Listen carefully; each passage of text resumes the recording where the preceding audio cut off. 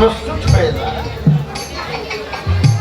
আর গোলাম মনে মনে ভাবতেছে যে না, আমি আর এই দরবারে চাকরি করব না।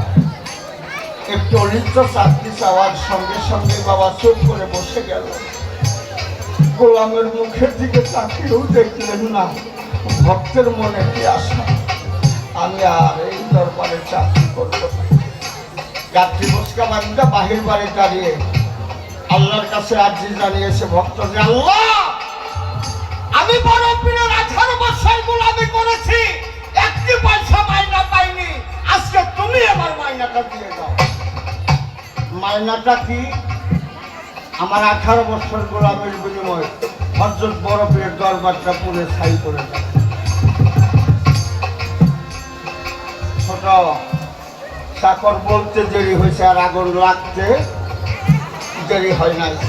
ধাউ ধাউ করে যখন আগুনের লালা উপরে ধাপিত হয়ে গেছে, গোলাম আগুন দেখে বলতেছে আল্লাহ, সত্যিকারই আমার মতো পাপী গোলামের কথা আমার বাজানের দরবারে আগুন লাগাইয়া দিলা।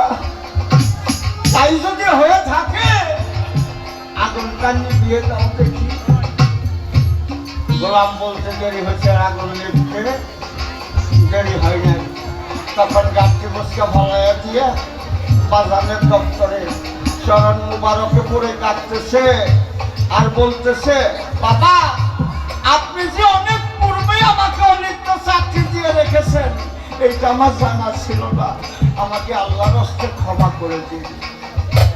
তখন বরফের বলছে, বাবা একটা চাকরের কথাই যদি মুর্শিদের দরবারে আগুন লাগে, আর ওই আগুন যদি চাকরের কথাই নিভে যায়, তুমি কি বুঝো না অনিত্য কাকে বলে? কাজেই বাবা, রাজার মুর্শিদ তাকে সময় মতো যতটুকু প্রয়োজন দিয়ে দেয়, আমরা কেউ বুঝি কেউ বুঝি না। তাই দয়ালের দরবারের গোলামের প্রতি আমার এই গান। বাবা কথা